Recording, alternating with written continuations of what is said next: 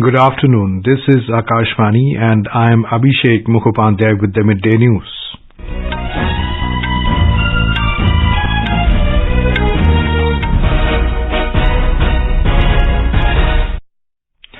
The headlines. Congress moves no confidence motion against the NDA government in Lok Sabha. Speaker admits the motion. Prime Minister Narendra Modi to dedicate to the nation International Exhibition-cum-Convention Center complex at Pragati Maidan in New Delhi today. Nation is celebrating Kargil Vijay Diwas. Government will go to any extent to maintain India's honor and dignity, asserts Raksha Mantri Rajnath Singh. Fourth Environment and Climate Sustainability Working Group and Environment and Climate Ministers meeting begins in Chennai. And in Badminton, Lakshya Sen advances into the pre-quarterfinals of Japan Open. Satwiksairaj, Rankireddy and Chirag Shetty also enter the second round.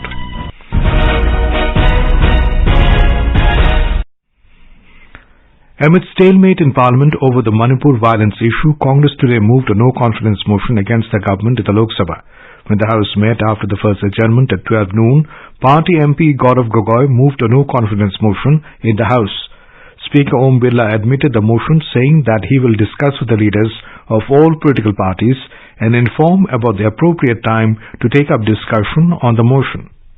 मुझे श्री गौरव गोगोई से नियम 198 के अंतर्गत मंत्रिपरिषद में अविश्वास प्रस्ताव प्राप्त हुआ है। मैं श्री गौरव गोगोई से सदन की अनुमति प्राप्त करने के लिए अनुरोध करता हूं। Earlier, Parliamentary Affairs Minister Prahlad Joshi asserted that people have confidence in Prime Minister Narendra Modi and the BJP. Talking to the reporters outside Parliament, he said the opposition had brought no confidence motion in the last term as well and people had taught them a lesson. तो no confidence दिया है तो अब लोगों के confidence माननीय नरेंद्र मोदी जी के ऊपर भारतीय जनता पार्टी के ऊपर हाई है और जो होगा हम अभी चर्चा करके हम डिसाइड करेंगे। यानी वो तो लास्ट टर्म में भी किया था और लोग उनको जो कुछ भी सबक सिखाने था वो सिखा दिया है और आगे भी सिखा दें। Meanwhile, the Manipur violence issue continued to disrupt the proceedings of both houses of Parliament. The Lok Sabha was adjourned till 2 p.m. while the Rajya Sabha witnessed an adjournment till 12 noon on the issue today. In the Lok Sabha, when the House met after first adjournment at 12 noon, Congress MP Gaurav Gogoi moved a no-confidence motion against the government. 6 bills were introduced amidst ruckus. Members from the Congress, TMC, DMK, JDU and others were in the well, raising slogans over the Manipur issue. As pandemonium continued, the House was adjourned till 2 p.m. In the Rajya Sabha, when the House met after the first adjournment at 12 noon, opposition continued with the protest over the Manipur issue. Amid ruckus, the House took up question hour. Early in the morning, Chairman Jagdeep Dhankar said he has received several notices under 267 for discussion on the issue. He said the government has already expressed its willingness to hold short-duration discussions on the matter. Leader of the opposition, Mallikarjun Kharge, alleged that he was not allowed to speak in the House yesterday. Responding to him, the chairman clarified that Mr. Kharge's mic was not put off. Opposition members started sloganeering. Counter slogans were raised by Treasury bench members. Later, the House was adjourned till 12 noon. The Registration of Births and Deaths Amendment Bill 2023, the Jammu and Kashmir Reservation Amendment Bill 2023 and the Jammu and Kashmir Reorganization Amendment Bill 2023 were introduced in the Lok Sabha today. The bills were introduced by Minister of State for Home Affairs Nityananda Rai. Manish Tiwari of the Congress opposed the introduction of the Registration of Births and Deaths Amendment Bill 2023. Social Justice Minister Dr. Virender Kumar introduced the Constitution Jammu and Kashmir Scheduled Caste Order Amendment Bill 2023. Besides the Constitution, Jammu and Kashmir Scheduled Tribes Order Amendment Bill 2023 was introduced in the House by Tribal Affairs Minister Arjun Munda. Union Coal and Mines Minister introduced the Mines and Minerals Development and Regulation Amendment Bill 2023. N.K. Premchandran of the RSP opposed the introduction of the bill, saying that it is against the federal structure of the country. All 6 bills were introduced amidst din. Members of Parliament belonging to Congress, Aam Aadmi Party and Shiromani Akali Dal Amritsar from Punjab held a protest in front of Mahatma Gandhi statue in the Parliament complex today. They were demanding release of 20,000 crore rupees to Punjab for flood relief from NDRF. Several districts of Punjab and Haryana were recently battered by heavy rains that paralyzed daily life and flooded vast tracts of residential and agricultural land. President Draupadi Murmu has called for speedy justice so that innocent people do not suffer in jails for a long period. She said the judiciary should continue regular hearings of cases and give quick justice to the people. Addressing a function organized to mark the 75 years of establishment of Orissa High Court at Cuttack in Odisha, the President said there has been instances where many accused spend more time in jails than the punishment given by the judiciary, and this needs to be looked into seriously. She hoped that technological advancement incorporated by the Orissa High Court will bring speedy delivery of justice and set an example in the country. Any institution which does not change with time lags behind. I am told that the High Court of Odisha has endeavored to incorporate the technological advancement in the justice delivery system. I appreciate the initiatives of the High Court to streamline and accelerate just delivery system through several modern, innovative and technology-driven changes. President Murmu visited Chandi temple at Cuttack and offered prayers to the goddess. She also visited the residence of Utkal Gaurav Madhusudan Das and paid floral tribute to his statue. The President also visited the birthplace of eminent freedom fighter Netaji Subhash Chandra Bose and the Netaji Museum at Cuttack. Prime Minister Narendra Modi will dedicate to the nation the International Exhibition-cum-Convention Centre IECC complex at Pragati Maidan in New Delhi today. The Prime Minister's vision of having a world-class infrastructure for hosting meetings, conferences and exhibitions in the country has led to the conceptualization of the International Exhibition-cum-Convention Centre. The project, which was revamped the old and outdated facilities at Pragati Maidan, was developed as a national project at a cost of about 2,700 crore rupees. Ahead of its inauguration, Prime Minister Modi performed a puja and a havan in the complex this morning. He also felicitated the Shramjeevis who were involved in the construction of the complex. The convention center has been developed as a masterpiece of Pragati Maidan complex. Its majestic multi-purpose hall and plenary hall have a combined capacity of 7,000 people, which is larger than the sitting capacity of the famous Sydney Opera House in Australia. Its magnificent amphitheatre is equipped with a sitting capacity of 3,000 people. This is Akashvani giving you the news. For quick news updates round the clock, follow us on our Twitter handle at AIR News Alerts.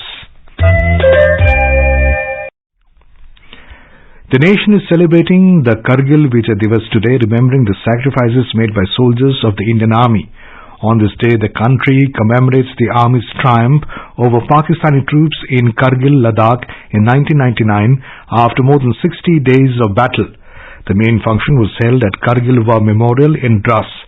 Raksha Mantri Rajnath Singh, Chief of the Defence Staff General Anil Chauhan, Army Chief General Manoj Pandey, Navy Chief Admiral R. Hari Kumar, other top Army commanders and Lieutenant Governor of Ladakh Brigadier Retired B.D. Mishra, among others, attended the ceremony at Dras. They laid wreaths at the memorial to pay tributes to the soldiers who made the supreme sacrifice for the country during the Kargil War. Speaking on the occasion, Raksha Mantri Rajnath Singh said the government will go to any extent to maintain the honor and dignity of the country. हमने सिर्फ पाकिस्तान को ही नहीं बल्कि पूरी दुनिया को यह संदेश दिया कि जब बात हमारे राष्ट्रीय हितों की आएगी तो हमारी सेना किसी भी कीमत पर पीछे नहीं हटेगी। हम आज भी अपने राष्ट्रीय हितों की सुरक्षा के लिए पूरी तरह से प्रतिबद्ध हैं, सामने चाहे कोई भी हो। जनता को इस बात का पूरा भरोसा है कि भारत के प्रधानमंत्री मोदी जी के नेतृत्व में यह भारत सरकार अपने राष्ट्रीय हितों की सुरक्षा के लिए किसी भी प्रकार का समझौता किसी भी सूरत में नहीं करेगी। यही इच्छा शक्ति और राष्ट्र के प्रति स्वाभिमान की भावना भारतीय सेनाओं को बाकी लोगों से अलग करती है। Addressing the gathering, Army Chief General Manoj Pandey said the dangers and challenges before the armed forces are likely to get more complex in the future and India needs to be ready to face them. He said the armed forces should prepare for the future, keeping in mind possible challenges. President Draupadi Murmu has expressed gratitude and paid tribute to the armed forces on Kargil Vijay Diwas, acknowledging the extraordinary valor and the victory achieved. She remembered and honored the fighters who sacrificed their lives to protect the country. In a message, the President said that the heroic stories will continue to inspire future generations. Prime Minister Narendra Modi has also paid tribute to the brave hearts of India on Kargil Vijay Diwas. In a tweet, Mr. Modi praised the heroic saga and acknowledged them as an eternal inspiration for the nation. The Prime Minister also extended his heartfelt salute to them and expressed his gratitude. Both the Houses of Parliament also paid tributes to the Kargil war heroes. The 4th Environment and Climate Sustainability Working Group ECSWG and Environment and Climate Ministers meeting began in Chennai today. The 3-day meeting brings together around 300 delegates from G20 member countries, invitee countries and several international organizations with a focus on finalizing the ministerial outcome and the presidency documents. The meeting will focus on 3 key areas: land restoration, circular economy and blue economy. These topics will take center stage during the meeting to address environmental and sustainability challenges. On the first day of the event, there will be 2 parallel sessions, the environment track and climate track. These sessions will delve into different aspects related to environmental and climate issues with a focus on in-depth discussions about land degradation, biodiversity and climate change. The Indian Meteorological Department IMD has warned of widespread rainfall across various regions of the country till Friday. It has forecast very heavy rainfall in Himachal Pradesh and Uttarakhand today and tomorrow. The IMD said Haryana, West Uttar Pradesh and East Rajasthan are also expected to get heavy to very heavy rainfall today. An orange alert has been issued in South Interior and coastal Karnataka, Kerala, Telangana, Odisha, Goa and Maharashtra. As the monsoon continues across the country, some parts of the national capital received moderate to heavy rainfall this morning. The IMD has issued an orange alert for Delhi, Haryana and Chandigarh for today, expecting heavy to very heavy rainfall. It has warned of localized flooding as an aftermath of the rainfall. Minister of State for Health Dr. Bharti Praveen Pawar has underlined the importance of mental health, saying it is critically important to remove the stigma that prevents individuals from seeking the help that they need. She was speaking after inaugurating a national conference on moving mental health beyond institutions in New Delhi today. Highlighting the importance of addressing the challenges of mental health, she said the centre is promoting the availability of and access to cost-effective treatment of common mental disorders. Dr. Pawar informed that mental health has been included in the flagship Ayushman Bharat scheme. She also stated that since the launch of the National Tele-Mental Health Service, 42 Tele-Manas cells have been established that has already recorded over 2 lakh calls. Chairperson of the National Human Rights Commission, Justice Arun Mishra, said 1 out of 10 persons suffers from one or different kinds of mental disorders. He stressed the need for integration of mental health, substance abuse, general medical care and hospital and community care, which are poorly coordinated. Key domestic share indices gained more than 0.5% in afternoon trade. The BSE Sensex climbed 437 points to trade at 66,792. The NSE Nifty also rose 116 points to trade at 19,798 a short while ago. India's Lakshya Sen advanced to the pre-quarterfinals of the Japan Open Badminton Tournament in Tokyo today. Sen beat his compatriot Priyanshu Rajawat 21-15, 12-21, 24-22 to seal his place in the second round of the tournament. However, Mithun Manjunath was knocked out of the tournament after he lost to China's Wang Hongyang 21-13, 24-22, 21-18. Meanwhile, the red-hot men's doubles duo of Satwiksairaj Rankireddy and Chirag Shetty also advanced to the round of 16 today. They defeated the Indonesian pair of Leo Rolly Carnendo and Daniel Martin 21-16, 11-21, 21-13. In the women's singles category, Indian ace PV Sindhu bowed out in the first round today. She was defeated by China's Zhang Yiman. And now, before we end the bulletin, the headlines once again.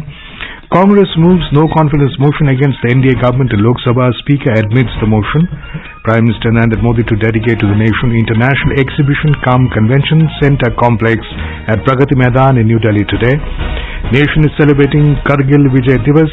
Government will go to any extent to maintain India's honor and dignity, asserts Raksha Mantri Rajnath Singh. 4th Environment and Climate Sustainability Working Group and Environment and Climate Ministers meeting begins in Chennai. And in badminton, Lakshya Sen advances into the pre-quarterfinals of Japan Open. Satwiksairaj, Rankireddy and Chirag Shetty also enter the second round. And with that we end the midday news.